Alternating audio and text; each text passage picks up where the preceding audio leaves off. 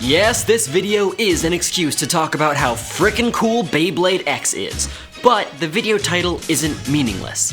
The concept of a golden era, or peak era, or the good old days, is a label one can only apply in hindsight.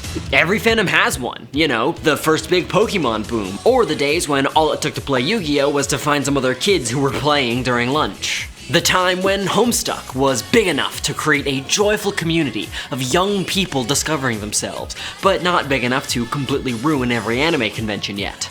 Or even the internet, back before corporations learned that it could make them a whole bunch of money with algorithms, and this was all it took to be funny. By their very nature, these periods are transient and ever fading. But, even with older brands, they do return from time to time. Like All of America when Pokemon Go came out, for example. I think those days are approaching for Beyblade, and I'm hoping that by the end of this video, you'll be able to tell when we're in a golden era while we are in it. 3, 2, 1. Oh God! Hi, I'm Jett. On this channel, I talk about toy lines, nostalgia, and what it means to be an adult who still loves childish things. If that sounds neat, please subscribe, like, and especially click on a couple more videos of mine so YouTube's algorithm can tell that you're interested in what I make. Like my year-by-year Bionicle retrospective series, or the one where I compare the new Bakugan reboot to Beyblade. I promise you will enjoy them, even if it's not a subject you think you're interested in. The battles of Beyblade X are intense, high-speed, and non-stop. So if you happen to need a break, a moment to cool down and play something relaxing, check out Tamagotchi Adventure Kingdom, a video game you can play which is paying me. Featuring characters from the classic Little Guy Egg Simulator, you adventure around Tamagotchi Planet, helping people, making friends, decorating, and crafting.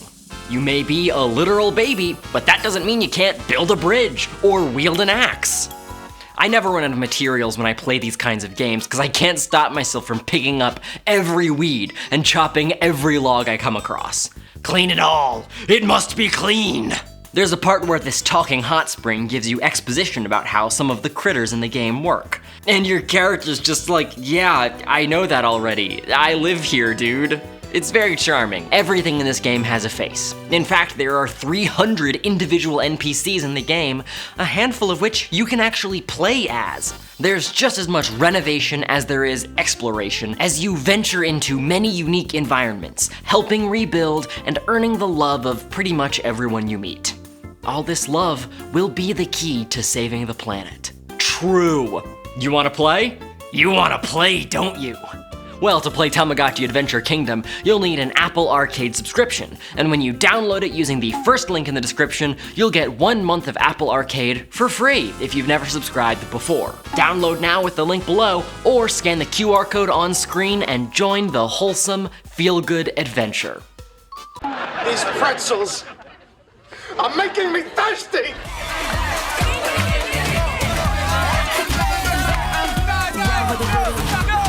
A lot has gone into making this reboot special, boasting high quality and solid design to the smallest detail.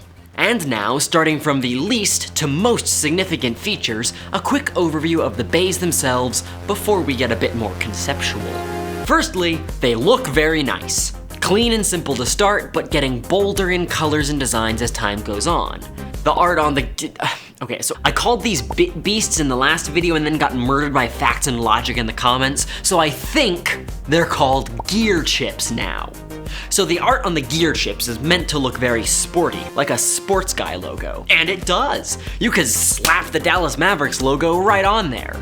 That's because Takara Tomy is trying to make Beyblading into a legit sport, or category of sport called gear sports. That kinda just shows how seriously they're taking this, marketing to a very wide age group and putting more quality than ever into the designs.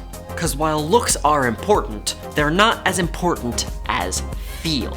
A new bay must feel good in the hand, solid, weighty, something you could huck through a third-story window with a threatening note attached to it. The more it feels like a weapon, the more adults you'll be able to get on board with your children's top game. and X bays do feel like weapons, with quality plastic, die-cast construction, and no frickin' stickers! Ugh! Even down to the little details, like how the spinning bit makes the gear chip rotate as well, beneath its little plastic shield. Nice. This is basically pointless, but it adds to the feel and fidget value, and the spinning bits themselves do have a purpose, which we'll talk about in a second. Next up though, customization. Assembling the bays is simpler and more satisfying than ever, with only 3 components to keep track of. They're easier to customize than Metal Fusion's literal bolt construction, and they don't feel like a couple of stiff breezes might explode them like the tops from Beyblade Burst. And then there's Plastic Gen, and I have no idea what's going on with Plastic Gen. Apparently this bay that I have is missing parts.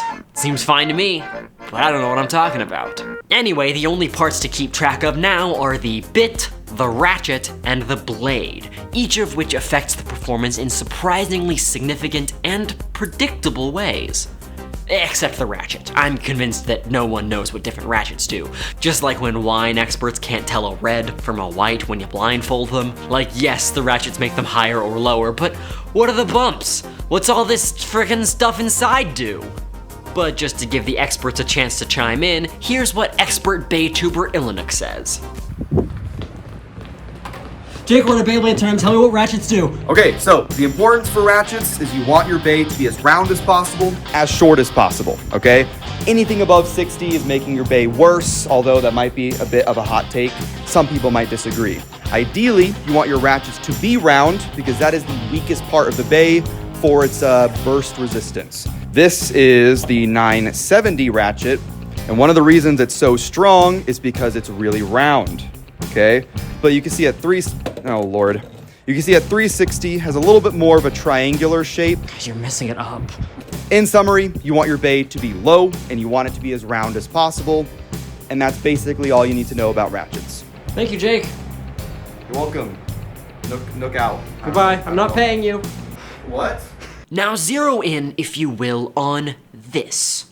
Each bit has gear teeth built in, and this feature alone is why I am into Beyblade right now. That might sound like a big claim, and it is, 'cause it's alive! And the real reason is Wizard Arrow!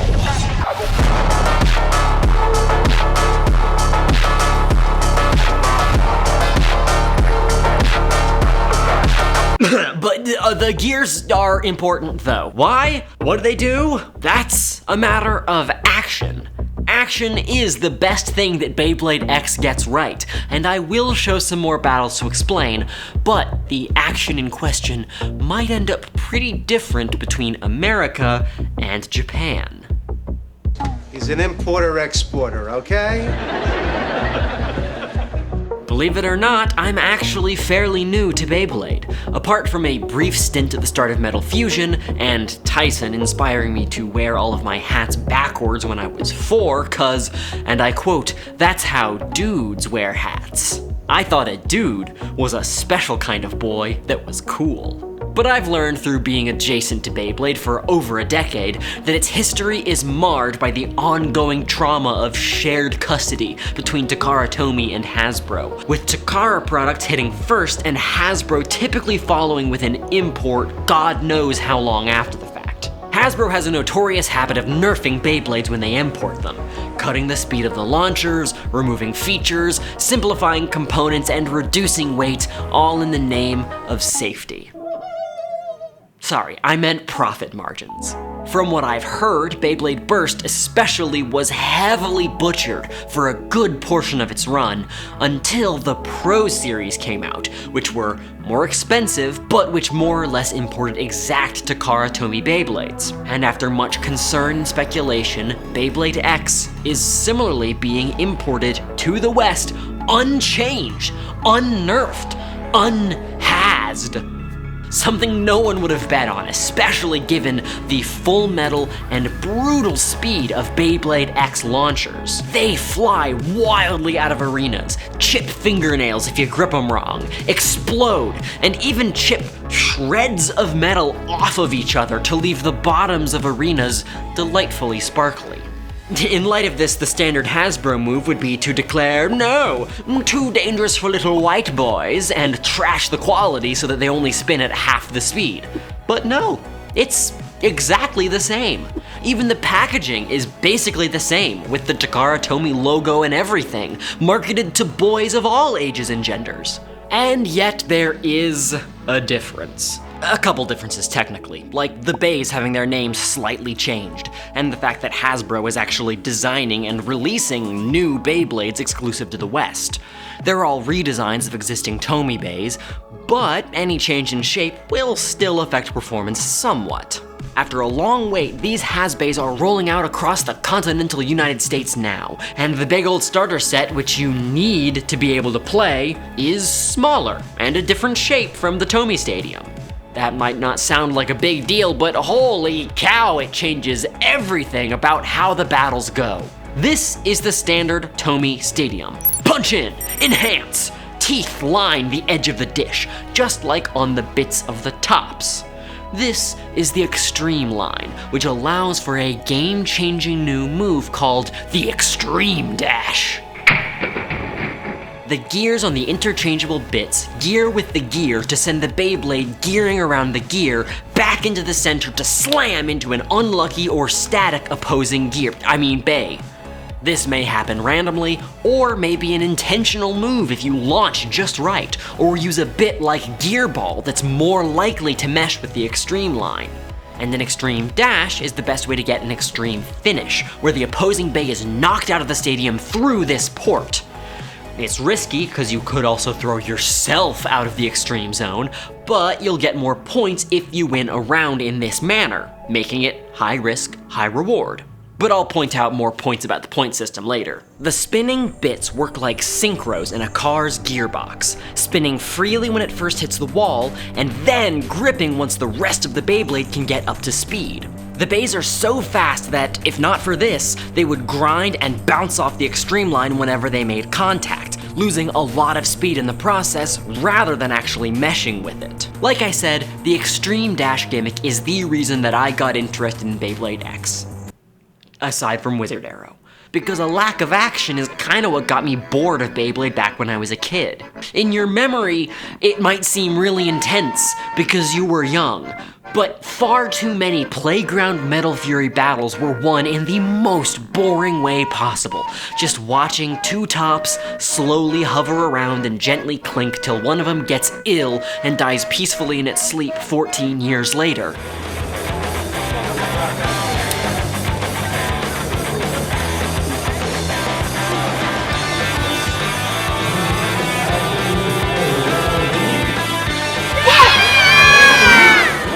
My fun, exciting attack types that actually moved in interesting ways always lost, and I simply got bored.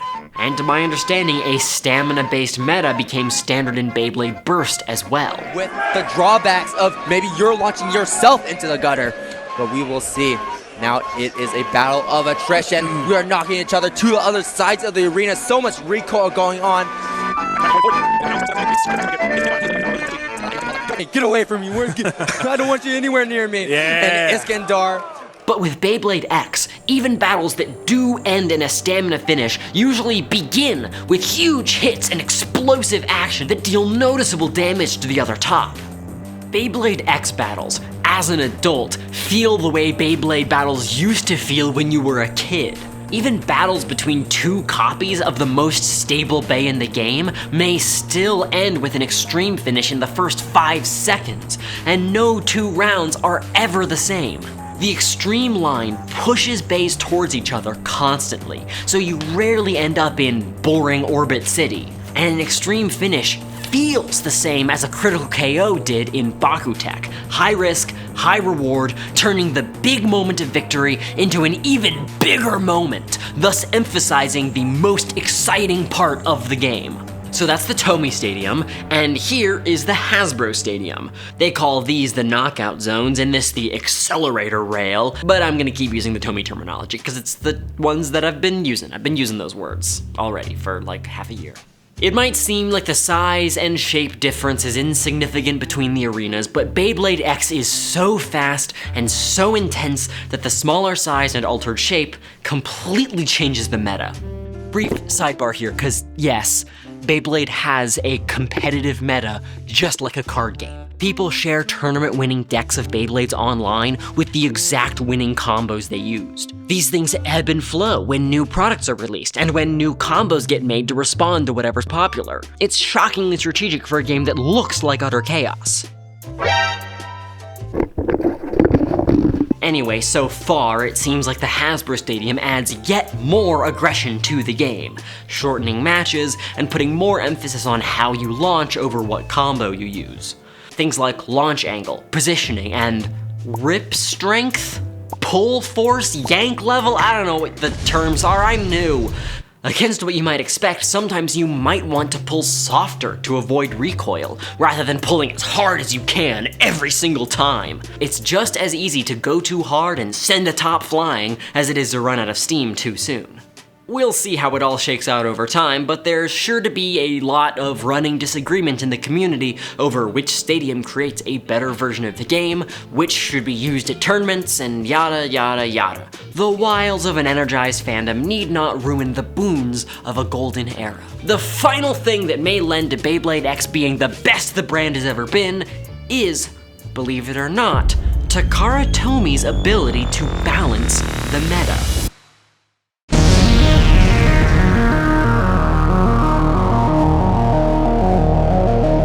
You see, a basic match in Beyblade X is a race to get 4 or more points over a series of consecutive rounds. If you win by a stamina finish, that's 1 point.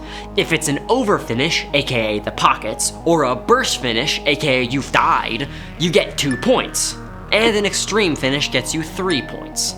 So you could get 1 stamina finish and 1 extreme finish and win, or 4 stamina finishes, or 1 burst and 1 knockout. You get the idea. The victor of a match is never a given, and there's often time during a match to recognize how the opposing bay is acting after a couple of rounds and change up your ripping speed or launch angle on the fly to counter and grab a win.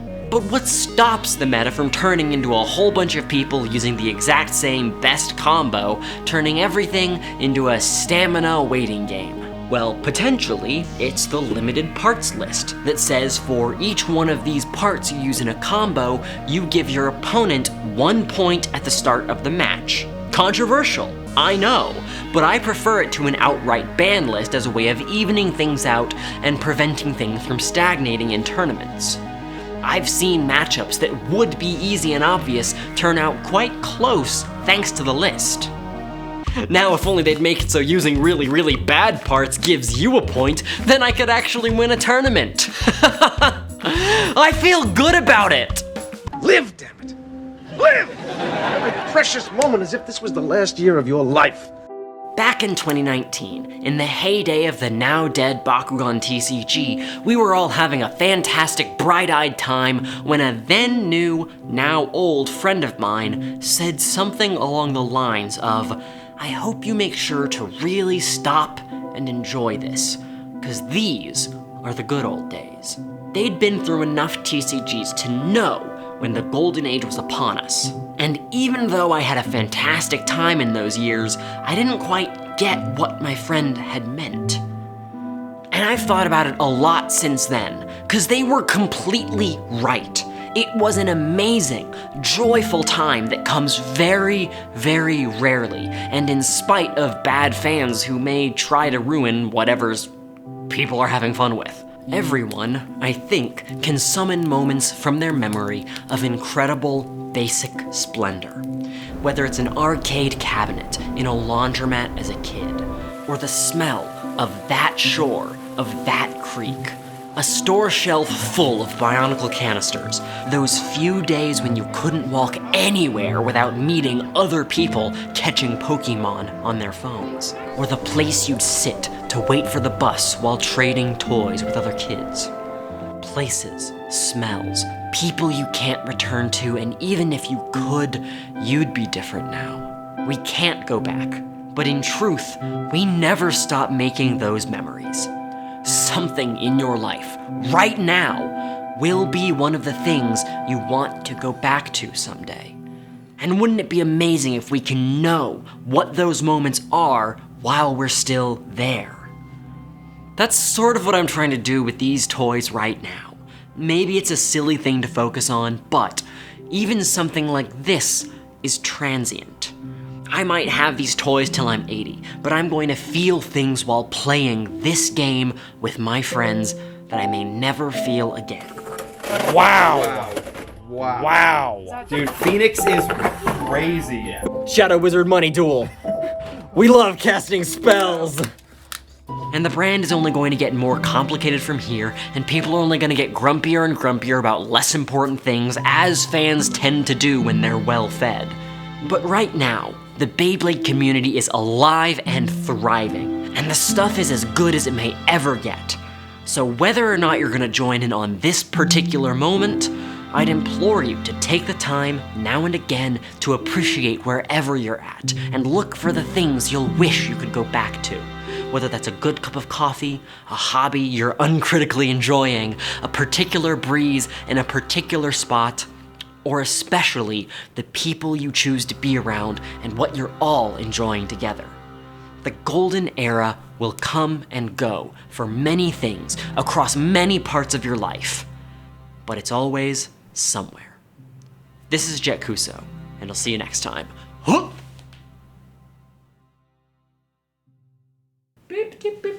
My videos are getting predictable with their emotional endings.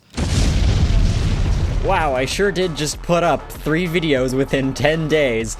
I wish I could say you should get used to that, but no, it's just a lot of deadlines happen to hit right here at the end of the month. So, anyway, thank you to all of my patrons who make this stuff possible, such as my diamond patrons, Immortal Blank, Lucid LANA, CHOOKA Bear, RAZU, RION, TENZIN, my Titan patrons, Sierra 107, Gusano, Plecopleco, Banana Jones, my hyper patrons, Trouble, Mudorios, Orio, Alyssa, Gretlein, and Mannsky. Oh, and a new base patron, Styler.